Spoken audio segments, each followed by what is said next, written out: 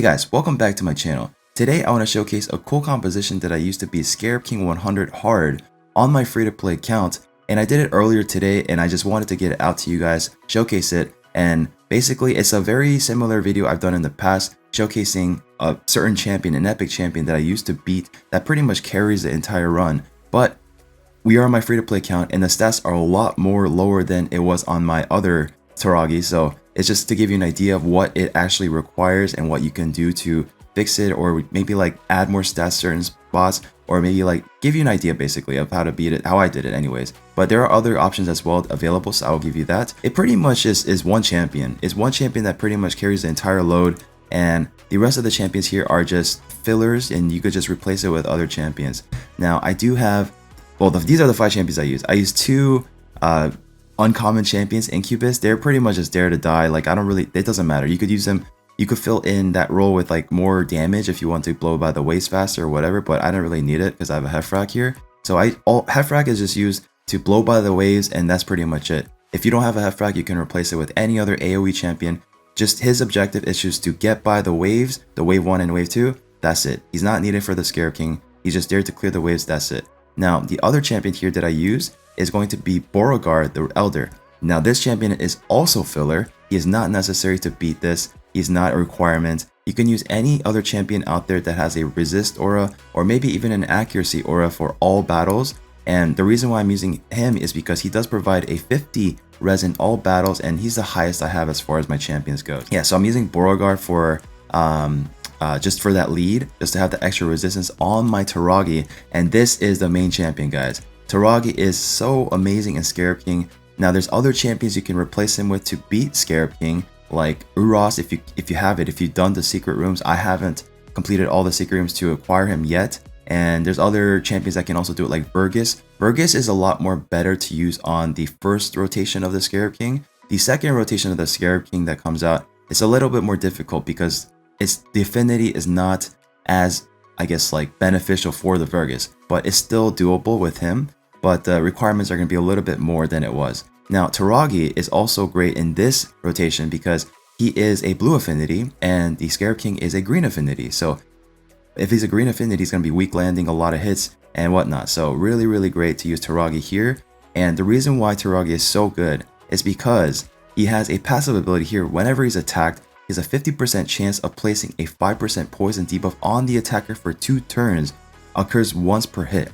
And he also has an A1 with an attack down. So you're constantly just going to be focusing your A1 to attack the Scarab King, reduces damage by applying that debuff with the 50% decreased attack, so that you're minimizing your damage you take from it, right? And the A2 and A3, you're not going to be using at all. You don't need it. And for the champion itself, now I do have a built-in regeneration set and immortal set.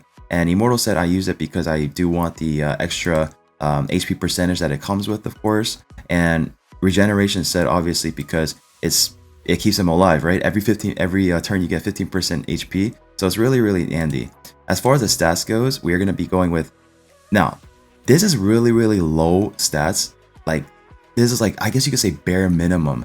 Like, you want to get higher stats than this, because if I'm being honest, with him as is right now, this run is not as consistent as I would like to be on full auto, but it still gets the job done. Now 65,000 HP is a bit low, on the low side. I would recommend at least 70,000 HP if you can get it. And as far as defense goes, yeah, if you can get higher than this, that would be great too. But I'm just working with what I have on my free-to-play account, but this gets the job done for me. So as far as the speed goes, he has at 212, and you want to be over 200 speed if possible. You don't want to be too low, because then the Scarab King is going to pretty much just lap you, and you're not going to be able to get to your turn quick enough to be able to regeneration HP. So I would recommend being above 200 speed, maybe ideally like around 210 if anything. And crit rate, crit damage, like I don't really focus on this because that's not the priority for me right now. I can't really stack like all the stats everywhere I want to, so I prioritize the HP, I prioritize the defense, I prioritize the speed, and most importantly, I prioritize the accuracy and the resistance. This is very important. Now, the lower the stage of the Scarab King, it's going to be a different requirement, but on the Scarab King 100, this is a stats you would ideally want. At least 330 accuracy. That is a sweet spot that I found. I tried at 328 accuracy, and I was just missing a lot. But as soon as I put it over that 330, it was good. Now over for the resistance portion, you want to be at 400 resistance. That's like the minimum resistance you want to be at to avoid getting decreased speed placed on you. Now, if the boss puts a attack down on you, if he puts a provoke on you, it doesn't matter because you're just using the A1 anyways, so it's irrelevant. But you do not want to have the speed decrease placed on you, because if it gets placed on you and consistently, then you're just going to be too slow and the boss is going to keep hitting you while you don't have a chance to regeneration your HP. So I recommend 400 resistance. Now, the reason why I put the resistance aura that I showed you earlier with my other champion, the dwarf, he is giving me that 50 resistance that I need here. So really handy. If you have a renegade, if you have another champion that gives resistance, most of them give like 40 in all battles, then that means you're going to need 360 resistance.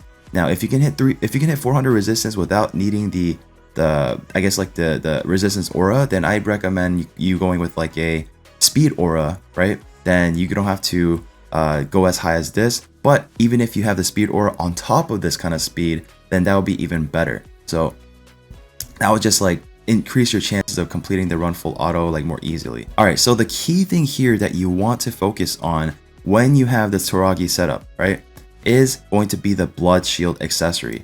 This is very important, because when you have the shield, it's going to help you with the Scarab King fight, because the Scarab King has a lot of abilities that pertain to whether you have a shield buff or not. And if you have this blood shield ring, then you're consistently going to give yourself shield every time you attack.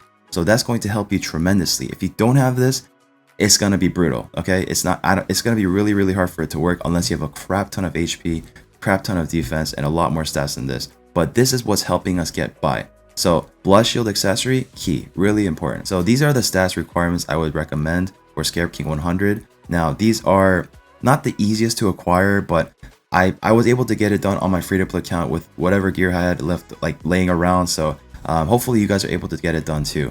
So those are the stats that I use for this champion. As far as the skills goes, again, he's placing the attack down on day 1. The provoke A2 doesn't matter. This doesn't really matter. The passive is what's really important, and he does have an aura on himself. So you actually don't need. Yeah, actually I take that back from earlier. You actually don't need a renegade in place of the aura, because he has the res aura by himself. So you could just put him in the lead if you need that 40 extra resistance. But if you have like a speed lead champion like a Lysandra, like another, I don't know, like there's champions out there like this champion Mother Cybele. Now there's other champions out there that are rare that have the speed aura that I don't remember the names of at the moment, but they are out there. So those are other options you can go with. But as far as the masteries goes, now these are the masteries that I'm using here. We're going all the way down to the War Master for the extra bit of damage bonus when we use that A1, and we also have the speed we're gaining here for each dead ally, the Spirit Haste, and stacks up to 24. So this is going to help us get more speed on top of speed that we have at the moment. And the rest of our champions are pretty much just going to die as soon as they get to the Scarab King. And there's going to be the Toragi head to head with the boss, and that's pretty much it. And I'm going with the snipe here as well. And yeah, it's pretty standard PvE kind of mastery here, but basically the War Master and the Spirit Haste, that's what's most important. Now, if you can get, I guess technically you don't really need to, no, you definitely do need that. What about this? Inflicts extra damage to targets. I guess you could replace the single out here with the Whirlwind of Death. And if you can try to get that extra hit and manual the waves and make sure the Toragi ends up killing some of the minions along the way, then you'll get an additional 18 speed here. But for the purposes of this video and showcasing, I pretty much just wanted a full auto team. So I didn't really go with this, and I could anyways, just in case he does kill some minions, but I didn't really go with this, it's fine. That's just another option for you out there. Now over to the setup here, we are gonna go with the presets, and the presets is basically you don't want to have buffs on anybody on the round 3 fight, which is the Scarab King. So I pretty much opted to take off all the buffs because we don't want to give the Scarab King more options to do stuff. But Toragi, we do have the A2 and A3 turned off, like I said. We're just focusing on the A1 here, making sure we have the attack down placed on the Scarab King. And that's pretty much it. That's the fight. And over to the boss's abilities, because I want to talk about this for a second too. Now, the A1 here, he attacks all enemies. He places a decreased attack buff and a decreased speed buff for 2 turns, and this is what I'm talking about. You do not want this decreased speed placed on your champion because it's going to mess you up. The attack down doesn't matter, but the decreased speed, we don't want to landing. Sometimes it'll land on my Toragi, but it's fine because it's just once in a while. If it's like consistently, we're just gonna wipe. So for the A2 here, attacks all enemies again. Place an extra hit on each enemy for each buff on the target. Again, this is why you do not want those buffs on your champions, okay? So each hit steals one random buff from the enemies that have no shield buffs. It removes one random buff from the enemies under shield buffs. Places a true fear debuff for 1 turn on enemies who have buffs stolen, and a fear debuff for 1 turn on enemies who have buffs removed. So this is why you want to try to avoid having the buffs on your champions on the third fight, or on the boss fight rather. So another option here you can go with is Destroy set. That's really good against the Scarab King as well. But we need the regeneration set on my Taragi because we don't really need the Destroy set in this instance. But for the another passive here, counterattacks when attacked by an enemy that has no shield buff, and he's immune to pretty much everything. So that's pretty much the fight here. You just want to make sure you can keep your Taragi alive or keep your Vergus alive, keep your Uros alive, that's really easy to do by the way. And that's pretty much it. You keep them alive. You want to make sure you can land your debuffs. You want to be able to land the poisons debuff from the Taragi's passive. So that means you need high accuracy. You want to avoid getting the speed debuff placed on you, meaning you need high resistance. And that's pretty much it. So I'm going to go into the run now, and I don't think I really need to talk about anything else. So I'll just showcase the rest of the run. You guys can see how it worked out, and you guys can play around with your champions and see what you can do with that as well. And this is the bare minimum requirements that I got to make Taragi work. So hope you guys enjoy this video. Hope you guys enjoy my content in general. And I do hope this works out for you, and I hope it really helps you get an idea of how to beat this boss, because it is kind of tough. It can be tough. Now, I'm going to let the rest of this video play out for you guys. So sit back, relax, and if you guys enjoy my content, please make sure to subscribe, hit that like button, and I'll see you all in the next video.